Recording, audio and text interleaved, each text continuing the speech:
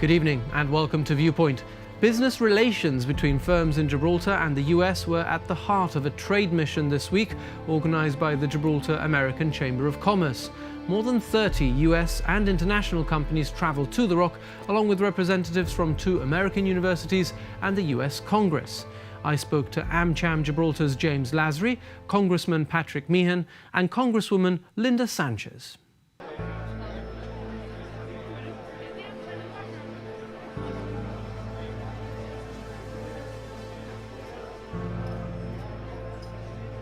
I also want to thank the Advanced Leadership Foundation and the American Chamber for everything that they have done to bring everybody in this room here together. And when you have the opportunity to expand your horizons by traveling, you not only expand your knowledge of the world, but you expand your sense of what is possible, what can be achieved when you foster and engage with others. And when we do that kind of the relationship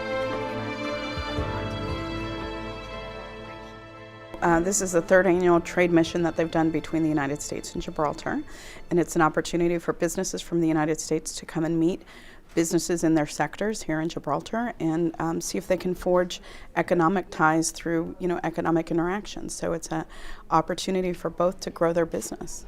Well, thank you. It's wonderful to have an opportunity to be in Gibraltar with one of my colleagues from the United States Congress, a delegation of American businesses, but really to make relationships with people from the Gibraltar government and the Gibraltar business environment, which is really quite vibrant, and this is a great chance to make connections and explore mutual opportunities.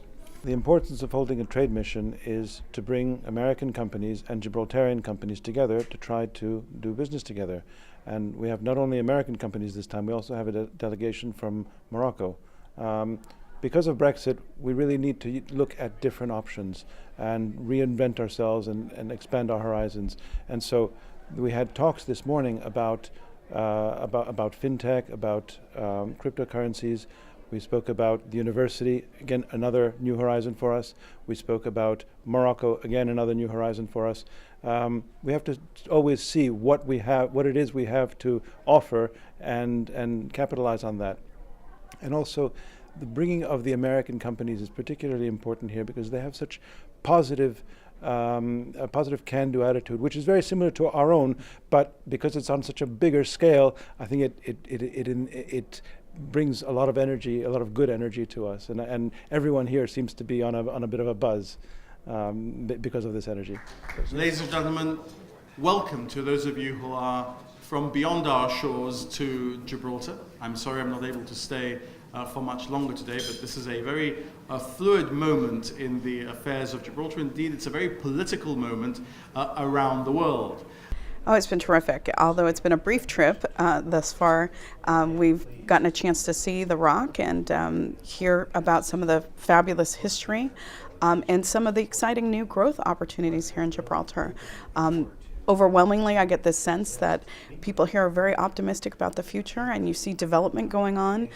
So it signals that this is definitely an up-and-coming place.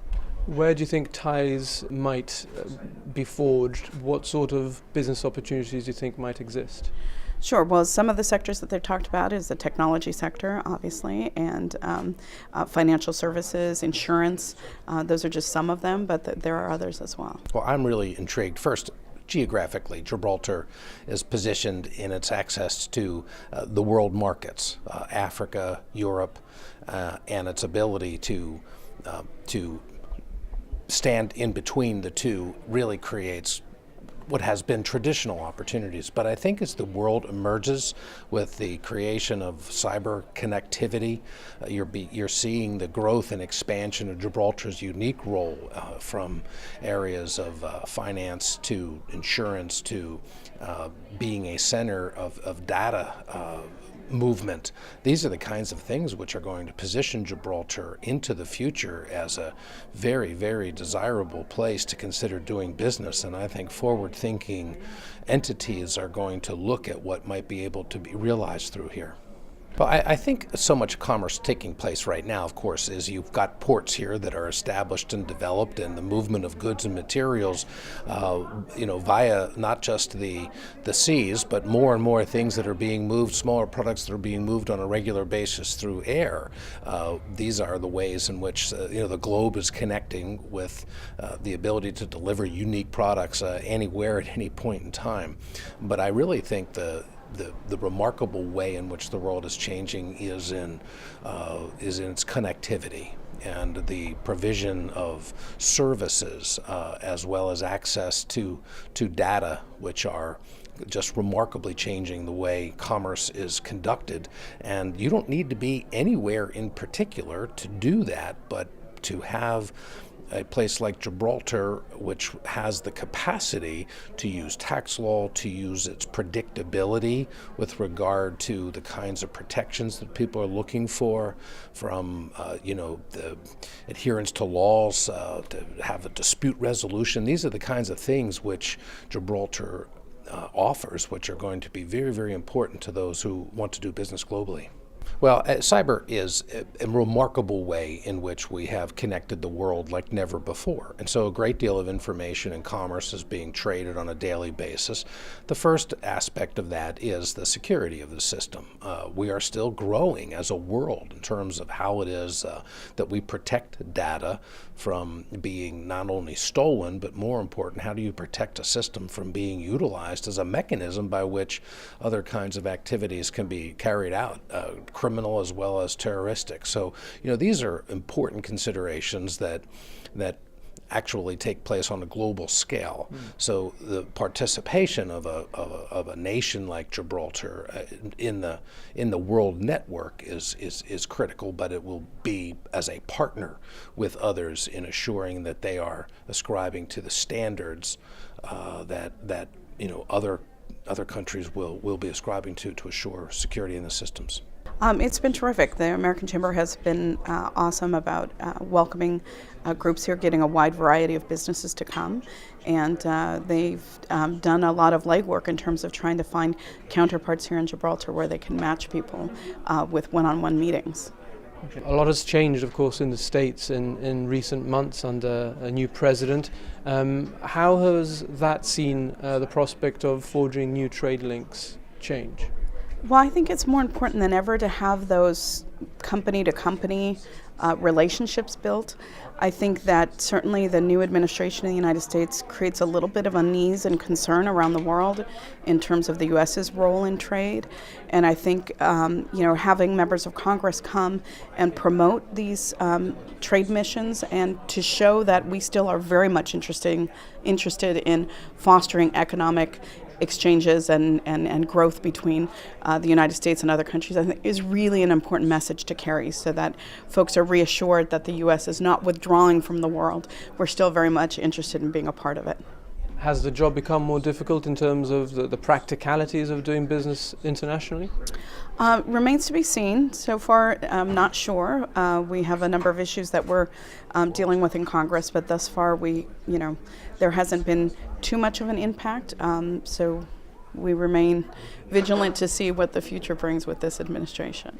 I think the jury is still out, as we say in the States. It still remains to be seen what economic policies the administration will really pursue and push for, and what kind of impact that will have on trade with other countries and more generally the U.S.'s role in the global economy.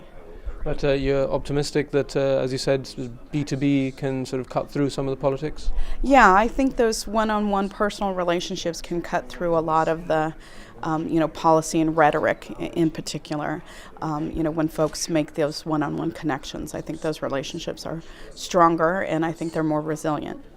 So I suppose that speaks to the value of an event like today, where you can sit with people who work in a similar sector on the other side of the pond and discuss potential opportunities.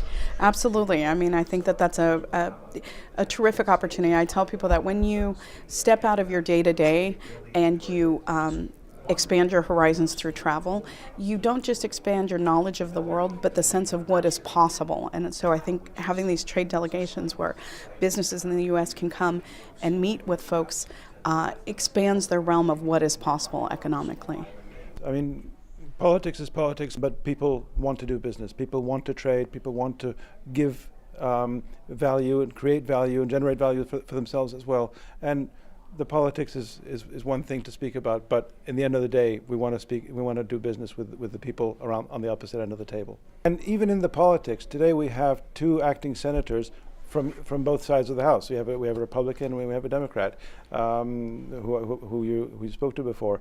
And it's important that they came together to show that, yes, they have their differences, but ultimately we're all Americans, we're all pulling for the same things.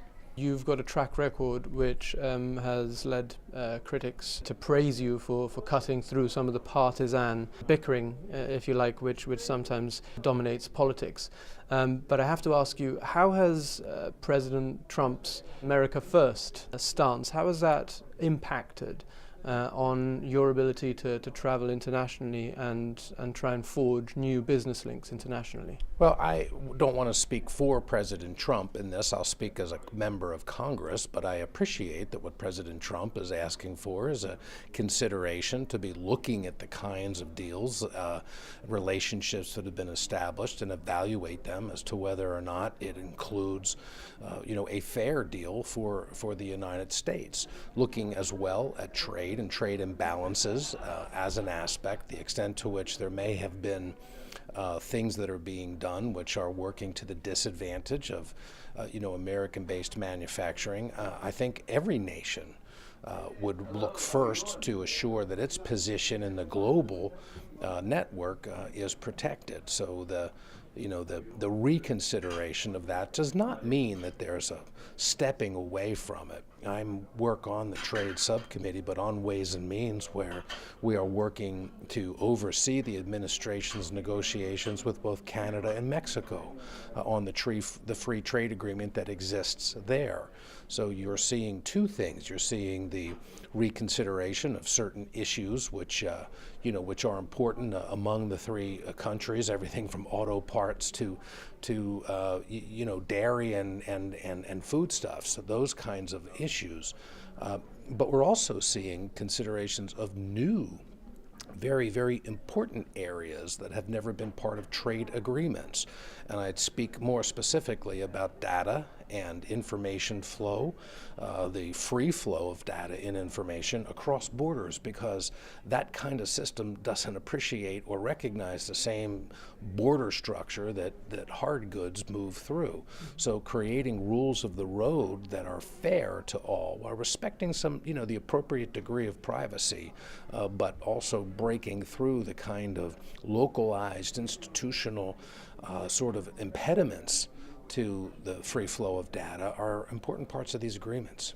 I'm delighted that the Gibraltar-American Chamber of Commerce is now an established quantity, a quantity established even before Brexit was on the horizon, confirming that it was right to take the view that Gibraltar should be strengthening its links with the United States.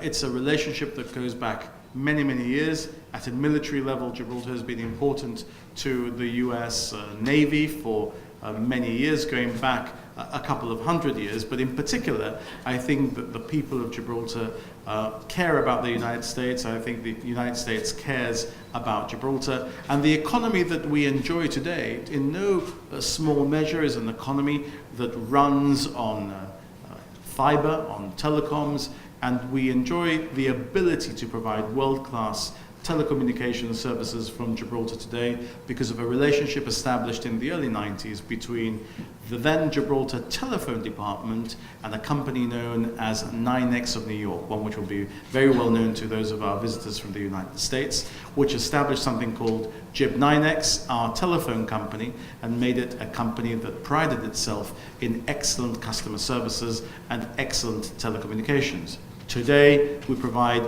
online gaming services from Gibraltar. We provide modern financial services from Gibraltar. FinTech is the new buzzword. All of that is possible because of the relationship established between Gibraltar and the United States in telecommunications, between our creaking telephone department and your state-of-the-art 9X of New York. So just that small example of how the relationship between Gibraltar and the United States has enabled Gibraltar to grow and prosper, I hope is what is going to continue to happen as a result of the relationship established around these tables today.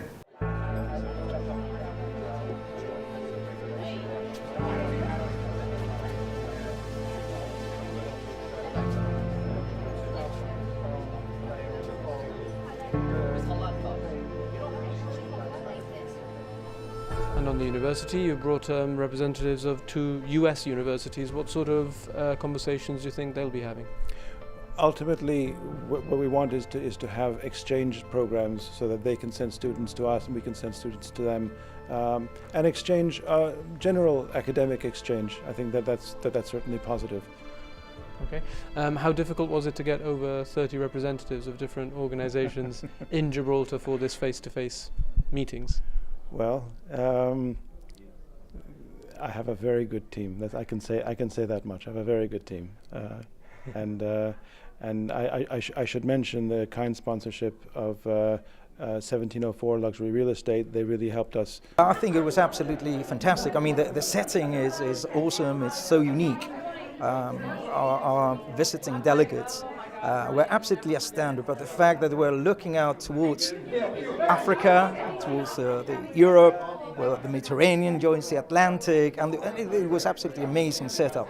And then in the event itself, it was really good, because we've had tremendous speakers from our overseas delegates, which were very encouraging, to be honest, in sustainability and so forth, which really created a lot of interest. So absolutely delighted with the way things went yesterday, and very grateful for the government of Gibraltar also to have very kindly invited us to attend that event. Okay. And you've described some of the areas that you think there might be opportunities. When we look at Morocco, which is one of the ones you signalled, what sort of thing is being discussed at the moment? Well, the discussion this morning was mostly about tourism, about sustainable energy, the port, and to see if there were any opportunities for either the American companies or indeed for our Gibraltarian members of AmCham to start doing more business with them. And they're very receptive and very open to it. They sent someone who has a specific consulting firm to help people set up there, and they were very interested in what we had to offer as well. Yeah, education is really, in the United States, is critically important because it trains and informs the workforce of the future. So if you have these persistent gaps in educational opportunities, you really are creating a situation where you're not going to have the workforce that you need in order to do the jobs of tomorrow. So, strengthening our our education system, not just for those that are college bound, but for those that don't intend to go to college, but getting them into advanced manufacturing tracks or skilled trades is really important, and that's been something that I've focused on quite a bit. Sure. What about reforming tax? I mean, there's a lot of work in Gibraltar on taxation. How important is that? What sort of benefits can you derive from a smart tax system? Sure. Well, we've been talking a lot about tax reform. That's a conversation we've been having inside the Congress for at least the last 6 years, is a new reform. But the outline proposal that we've seen for the administration, it causes me a lot of concern.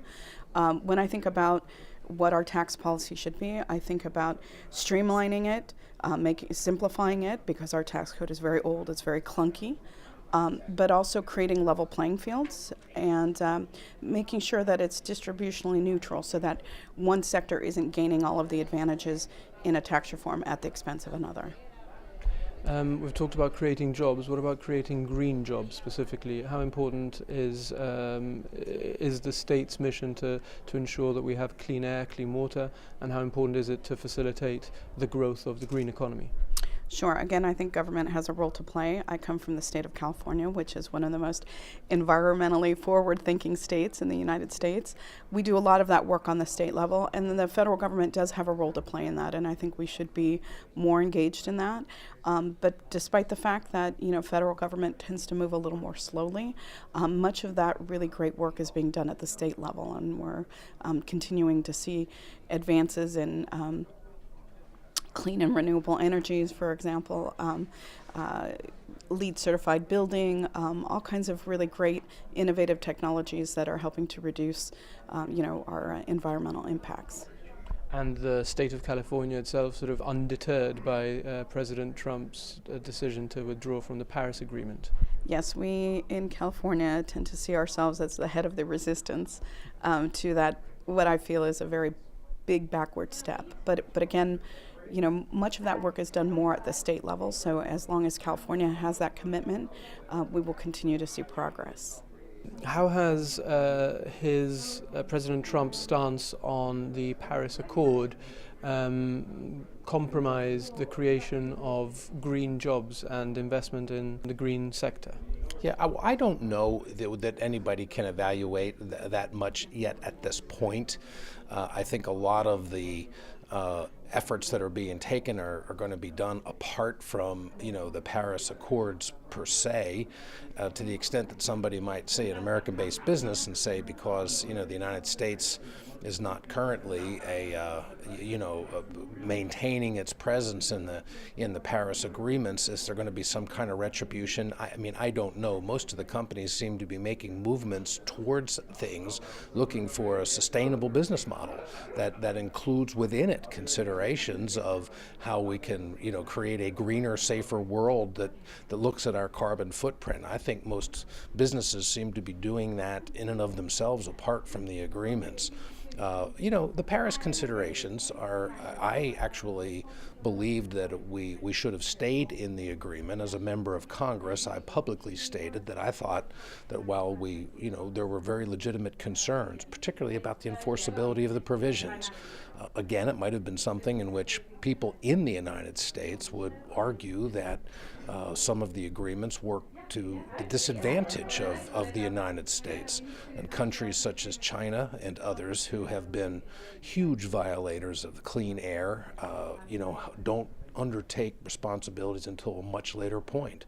I think the president's arguments are that those things ought to be reconsidered if there's an agreement that makes it fair, that there's no reason why China should be looked at differently than the United States, and he wants to see those kinds of considerations before there would be an agreement to move forward on the part of the U.S. Can you talk to us a little bit about the Democratic Party and what sort of mood it's in, and also how it's reorganizing after the election? Sure. No, very, very timely question. Democratic Party has gone through a little bit of soul searching, but we're very focused on delivering an economic message that explains why the Democratic Party really is the party that fights for equal economic opportunity, that makes sure that small businesses have a level playing field to compete on, that makes sure that workers are paid a fair wage for their labor. And I think that we are, gearing up to deliver that message in the next election cycle, and we're very hopeful about the potential results. If I can move on now to an area which you've done a lot of work in, and that's to help sexual assault victims. Tell us what the importance and thrust of the Violence Against Women Act was. Well, thank you for that question. That's one of the great things is, apart from the big global issues that we face, we still have matters that take place on the local level, and some of the things that we do in the United States may be paradigms for the way other countries will deal with the issue. But it's really in many ways the ability for us to work together where institutions have protected the ability for predators or others to not get the kind of scrutiny, for the ability for victims to come forward. We've done a lot of work with sexual assault in the military to assure that victims there, and there's a much higher preponderance of it than people realize, that those victims have the chance to come forward. Looking at places like college campuses, in which we're looking for institutional ways to enable people to come forward. We just did something that was a bipartisan effort to look at something called rape kits. That is, once a victim of a rape is tested to determine what we can learn about the violator, we have found that the testing is two parts. First, the victim themselves submits themselves to an examination in which information is gathered, including swabs and things like that. Then we want to see how timely do the police and prosecutors follow up to assure that that kit is completely analyzed. And we found a remarkable shortage in terms of follow through. Now, sometimes, and it should appropriately be, the victim should determine whether or not they want things to go forward. But when, in fact, there has been that examination and the victim wants it to move forward, we want to see much faster resolution, and it also makes available data in which we find that some of these perpetrators are serial rapists. And so things that can be collected from one investigation may leave DNA that can be subsequently relevant to another matter. We don't want to leave good evidence lying on a shelf. But most important, it's a violation of the dignity of the victim to compel them to go through that kind of an examination and then not follow through and assure that the kit is tested.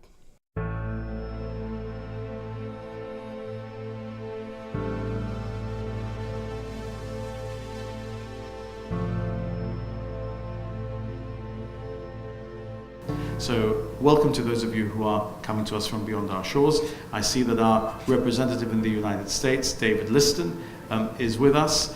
We have the United States representative in Gibraltar, James Lasry, with us also. So it all bodes very well. And it's a pleasure in particular to welcome some members of the US Congress to be amongst us. It's the second week running that we have members of the US Congress in Gibraltar, and I think that demonstrates the depth and seriousness of the relationship for both sides, whether it's in matters related to cooperation at a military level or matters related to commerce. The people of Gibraltar and the people of the United States have a relationship that must grow and prosper for mutual benefit. We're going to announce, which by the time this airs, it'll be all right. So we're going to announce some cooperation agreements with other chambers of commerce in other areas of the world. We have started with AmCham to capitalize on our AmCham network. In my capacity of chairman of AmChams in Europe, I send you hereby my very best wishes. As you know, AmChams in Europe is the influential umbrella organization of 46 American chambers of commerce across Europe and Eurasia. Together, we represent more than 17,000 companies and 20 million jobs. And we are very proud and very happy that since last year, AmCham Gibraltar has joined AmChams in Europe. We deeply appreciate the domestic and international leadership of James and his colleagues. So we are making contact with other AmChams, particularly the British-American business, which is sort of the UK AmCham. We're also going to do cooperation with the Atlanta Chamber of Commerce and the Sustainable Business Chamber of Commerce. So we're very proud to be concluding cooperation agreements with them.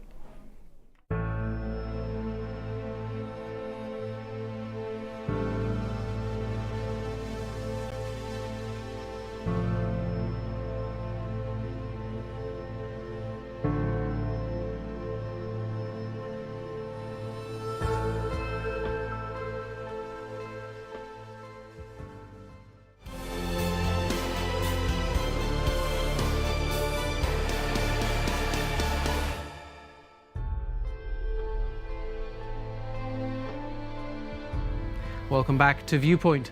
The Gibraltar-American Chamber of Commerce has hosted its third trade mission from the US, bringing American and international companies to the Rock to discuss opportunities.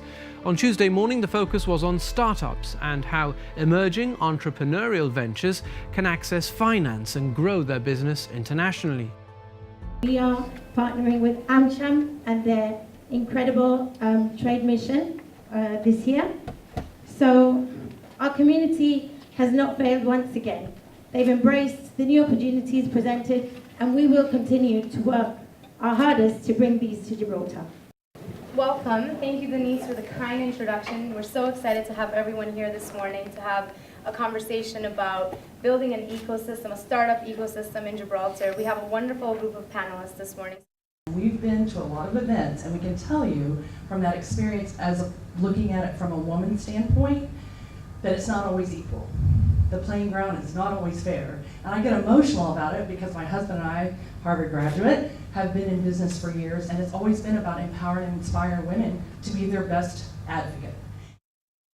Founder and CEO of YBF, Your Best Friend Beauty Products, Stacey Shiflin, told the audience at the World Trade Center that honing the 30-second sales pitch is the most important thing that a business person can learn. I spoke to a very bubbly Stacey and her equally energetic business partner, Debbie Saviano. So my background is education, so it goes to show you how you can transition to something new. And then I became a social media strategist, so my area of expertise is social media. Met Stacey, TV. I hired Debbie to do my LinkedIn. Go She figure. does not do social media. I do not do social media. I'm live on TV and don't mind the TV cameras, but learning a new thing, it was overwhelming for me as a woman. So I'm like, I called an expert, as you do, and I said, Debbie, I need a LinkedIn page. I need all that. She goes, not to worry. And you know what I found out? She knew more about ROI, return on influence, in social media than most people. They think about it's only an investment, but being in social media is your investment today. Digital space, we have got to be 24/7 global. You cannot avoid being in digital space. You just can't. You can't. So and I've been it's a huge opportunity. We have the globe. It's been because we can reach everybody today. So I'm on shopping channels for 25 years.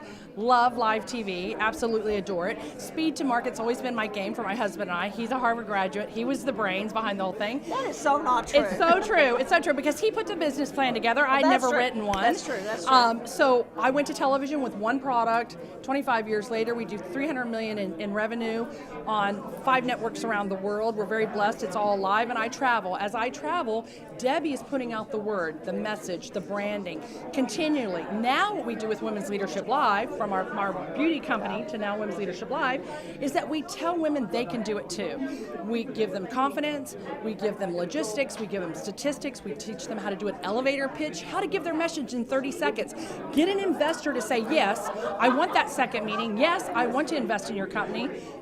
That's where it's at. Until you're at the table with real people and real answers, you can't start a business. Even, I don't care how good your idea or what kind of startup you have. You can have the best product in the world, but if you can't tell the story and why it's important and why you should do it, they're not going to listen to you. And so you have to know it. It's so hard to get Stacey not to stop talking at the same time. Sorry. I love you in every way. Okay, so here's the thing. We get a pitch deck from somebody and we look at it, and the numbers are always great because you know what? You're only going to put your best numbers forward. You got that P&L, you got all your due diligence, you got your executive summary, but they forget the 30-second elevator pitch is telling the story. And why does somebody need it? Why should so-and-so, a bank, an angel investor, a VC, why should they invest in a company? If you don't know your pitch, you can't pitch that story. You'll never get that second meeting. And that second meeting is the most important meeting because that's when the money comes into play. Okay, and on a more personal note, together with your sister Loretta, you were the first sisters to serve in Congress. That must have been a very proud thing to be able to achieve. Yes, not only first sisters, first women that were related in any way. There have been just over 2,000 sets of relatives, whether that's fathers and sons, male cousins, nephews, uncles. Never 2 women until Loretta and I were elected, and it's been quite an honor to serve with her, and we feel like we have a big responsibility to not just fight for our constituencies, but to try to make an example for other young women around the country that this is possible. Anybody watching this would think these two women are unstoppable. We are. What are the problems that women face, particular to women? The first problem that women face is insecurity in themselves. They have a fear, they're afraid they can't do it, they're afraid they're not pretty enough, they're afraid they're not smart enough, they're afraid their background doesn't prepare them. Women, we think about it, we raise children, we take care of the homestead, we can do anything we want, but sometimes it's our own fear of doing that. So that's what Stacy and I do, is we uplift women, we champion women, we support women. We want to help women see that they can do anything and be the as Linda used to say, the wind beneath their wings, still says, because it's important for us to support each other. Yes, and Linda McMahon is our third partner in the business, but now she is in the Trump administration. She's one of 4 women of 24 in the U.S. cabinet. Pretty good seat at the table. She had to resign, unfortunately. Yeah, but she she's had to running the resign country. as our partner, but still was a founder with us. And now she's running the Small Business Administration in America. Again, women entrepreneurs in business. And veterans and minorities. Who needs money? Those people. You know, they weren't born with a rich uncle like we heard today at the panel. They have to go and know how to ask for money and funding. And that's the most important. I think in Gibraltar, we found such an open community. We've been all over the world, we've never seen a community so open as Gibraltar. So right. It's like for so business. advanced and so right. And they welcome all people, all religions. Generations, doesn't matter how old you or young you, old or young. Yeah. Doesn't matter what country. Ethnicity, doesn't matter. It doesn't matter. Everybody's welcome at the table. And everybody lives happily together. No. What a gift. That's what we've been looking for, that synergy for so long. We're so blessed to be here. It's an honor. Yeah, it is an honor. We got to meet so many incredible people from so many different countries. We will be back. No, we will be Watch back. out. We will be back. We will be back. And you know the most important thing that we do today, we met the women with the Women in Business Gibraltar organization, who we can't wait Bold to sit. for change is their new thing. Their whole Bold thing is about for being thing. bold for change and in business. Right. So what will we do? We'll connect with them. We will collaborate. We will take some of their women with their products to our shopping channels all over the world and brick and mortar. Why not? Right. They can do all retail, e-commerce, brick and mortar, television. It's all about that connection. And until you have that relationship, nothing happens. And if we hadn't have come, well, here's a cool story. So Brenda, I met through LinkedIn before I ever got here, on Facebook with a friend, Susan Hunter.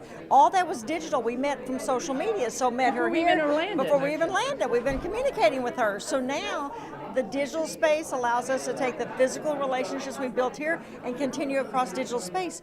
You couldn't do that before we had social media. So what a gift. For me, being on shopping channels, here you have QVC, and I see some of my customers. For 25 years, I've been on shopping channel, and here in Gibraltar, they've bought my products, which thank you very much, Jane, and thank you. Great supporter. Why did I pick shopping channel? When I chose that avenue of distribution 25 years ago, it was not, people didn't think it was going to be lucrative. They didn't think it was going to last. And we were social before social media. Think about it, live television coming into people's home, creating a comfort zone for them to part with their money. Not so easy. They can't touch it, they can't feel it, they can't see it, they can't try it. So the risk for women to pick up a phone to make a purchase, or men now, was different. And people thought, I don't know. What we do know as women, that if we build a bond, and it's a trusting one, we'll support one another, and we'll always be there for one another to buy products. 4 days ago, after a 20-year conversation, QVC and our other major network in America, HSN, merged.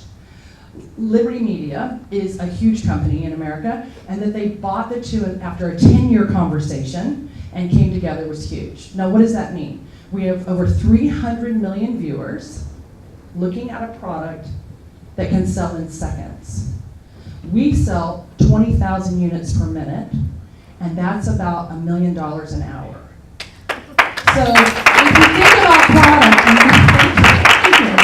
if you think about product and speed to market, what these gentlemen have told you about, it's funding. Co-working space is big. Women's Leadership Live, our company now, we're doing that. We're doing it in Utah, Fort Worth, and Florida. And I think what you've built as a co-working space and thinking about Gibraltar, this is prime real estate for it. Because when you merge people and technology and information, and you have sources that you can resource for one another, you save so much time and effort and money That's what it's all about. And when you find someone that will loan you money or listen and have an ear, even more so. Yeah, I started Cove 3.5, 4 years ago. It came from a personal need, which was working for more non-traditional work environments like coffee shops. So Jeremy and I, my co-founder, started a business that's actually neighborhood workspaces. So it's places to go in your neighborhood where you can work around other people as your neighbor, and you can access any location. Okay, so you're helping to organize that online, basically? Yeah, so we have so there's two things. We have a physical component where you have neighborhood spots where you physically go into, and then you have an app which allows you to pull it up, reserve your seat, just in the way if you're familiar with Zipcar, it's a shared resource. And the benefit of Cove is it's a shared resource in the physical sense, but you're also getting the benefit of other people. So when you go in, you pull up your phone, you can actually see who's there, and you're going to meet people in real time. Okay, and these are people who are like-minded, who are looking to develop their own business and have big ideas. Exactly. You have a total crosswalk. There's this component we were talking about earlier about collisions. So you're going to meet everyone from someone who's a student, a graduate student in their PhD program, to someone working on a startup, to someone who's an attorney. And so when you start to put these people together that otherwise wouldn't interact, it becomes really interesting. And you find obviously that those conversations do take place and people start developing ideas and building on them. Yeah, it's subtle, definitely. There's conversations that happen and then it leads. It's like anything else. It's like a relationship build.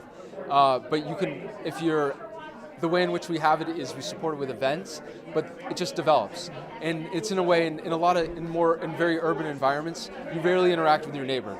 I live in an apartment building, I don't know anyone, quite literally. But we're creating an environment where you actually have an interaction. So you can start to benefit from that. And it's a progression. It's not going to happen immediately, but suddenly you're like, oh, I need to ask a lawyer this type of question. Or I have a question for a graphic designer. And so it leads to these natural relationships. And I suppose one of the other things that attracts people is the flexibility?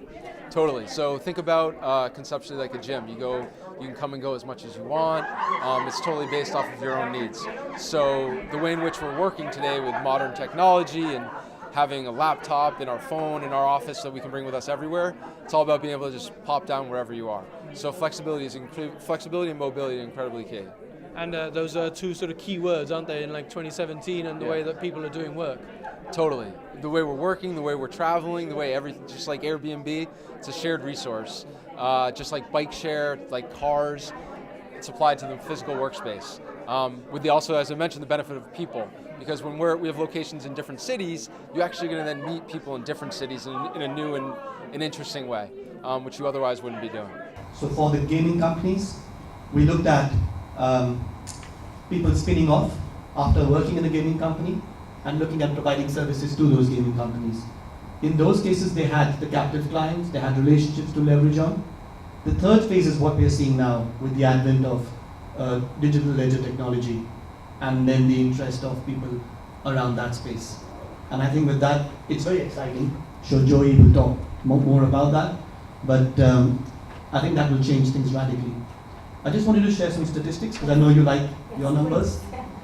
We had 24 companies that came to us. So again, this is not a research we've done actively, but people who've come to us as Startup Grind and previous organizations.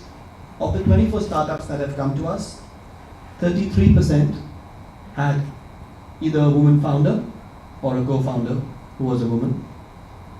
58% are still operating, so I'm saying this goes back since October 2015. Some are passive, that doesn't mean they're all not operating, but 58% are still operating actively. 67% have used own funds. Now, I'm not saying they've got access to the organized sector, some of them have got a sponsor perhaps, but 67% have used purely the founder's own funds, and 67% don't have a separate physical workspace, shared or owned. 67% are work from home kind of businesses. Joey Garcia of Isola's law firm spoke about the buzzword which has many local business people excited right now, fintech. How could Gibraltar become a hub for financial technology, developing computer programs and other technologies supporting banking and financial services? Joey and others working in this emerging sector in both the private and public sectors are hoping to replicate the business environment that led to so many online gaming companies setting up in Gibraltar. And what we're proposing here is to actually create a regime for the regulation of those businesses. That's not to say that Gibraltar is going to come and start regulating these new types of currencies that may exist or new types of technologies. What we're looking at effectively is the operators and the intermediaries in that space to make sure that they're properly well-run businesses. So we're applying principles that have always existed in the financial services space and applying them to these new technologies. And the interest has been astronomical. As you can imagine, one of the advantages of JIB being so small is being able to have a working group that interacts directly with the government, with the regulator, having a regulator that you can sit around the table with, that you can bring clients and engage with them with, that is unheard of in large jurisdictions. So we're seeing a tremendous amount of opportunity. So to answer your question, we talk about it as a bit of a holy trinity. What can we offer? What are we proposing to offer? It's legal certainty, it's regulatory certainty, and it's tax certainty. And those are three extremely attractive elements for any business opening or moving into the fintech environment. And how far away are we from that? Look, we have a target date of the 1st of January 2018. So again, we for the introduction of the actual legislation, but that process is very much active now. I mean, as I say, the regulator are openly welcoming engagement and discussions with businesses, and I find it, personally, I find it just amazing. James and I have done many trade missions across the world where we pitch for financial services, funds business, etc.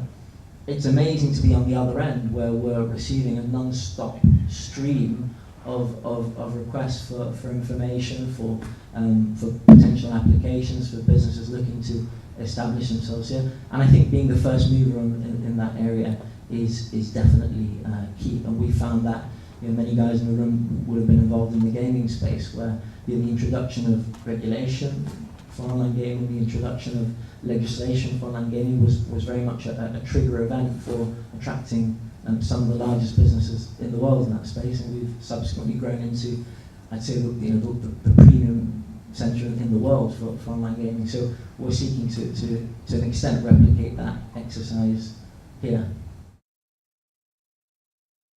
If you think about it, you play it out, so you have people who live in urban environments, and largely I may be going down a path here, but largely people move to cities for jobs, right? But when you think about a distributed workforce in the way in which we're able to access resources from anywhere and have, as you mentioned, a tech-enabled platform to do that, you can suddenly live anywhere.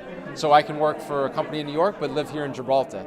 So it's going to entirely disrupt the way in which commercial real estate works, but also the way in which demographics get spread out. Because the cost of living, you can find New York is incredibly expensive, but you can go somewhere else, let's say Idaho in the United States, but have the same job. That's really unique and something you can never do before.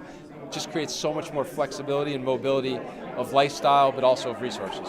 So in many ways, your business model is a disruptive one, which obviously makes one think of the potential there, but also there must be some resistance to it. Yeah, no, I think so. I think you're right in that sense. I mean, we were designed in a non-digital world, right? So we created these, we created things like offices and apartment buildings for convenience because we needed to be around each other for communication.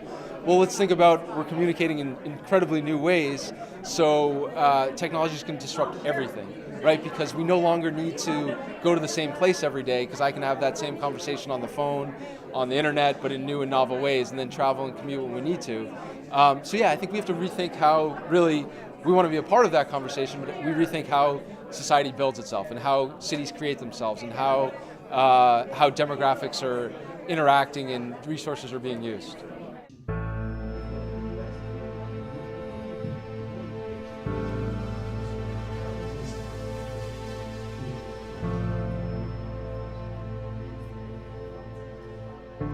Well, to be honest, I think it's really important to foster potential business relationships between Gibraltar and America. I think it's an amazing platform for us to find an alternative to the existing issues we have with Brexit. And I think that the America sort of pathway is extremely interesting for Gibraltar because of our links and so forth. So this is the reason why I thought it was so utterly important to step in and sponsor this event, which we found to be extremely amazing. We've got a really stunning selection of delegates and Congress people have come out. They've loved Gibraltar, they've realized the potential we have to offer. And I think that we can foresee quite a lot of very potential business opportunities arising for the well-being of Gibraltar in general.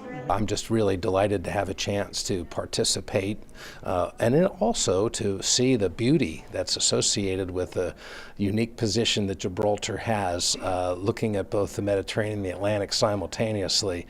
It's a remarkable sight and an exciting thing to see. The shipping that's coming by, the planes that are taking off, but really just the beauty in and of itself of the rock. Just that our stay here has been so wonderful. People here have been so welcoming and warm, and I look forward to coming back and visiting again. It's great, it's incredible, it's beautiful. So accessible to Spain, hop over to London. It feels like it has such a unique component of almost a small town where you can see people you know, but also the benefit of, you know, big organizations, big commerce center, so it's got a great mix of the two. And obviously the water, it's just, I mean, it's beautiful, so it's great.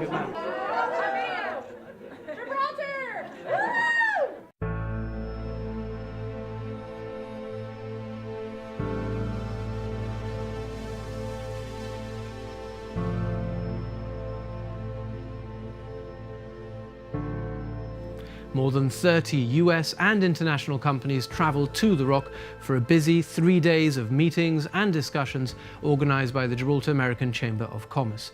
We hope our coverage has provided an interesting insight. Please do join the conversation online using the GBC Viewpoint hashtag.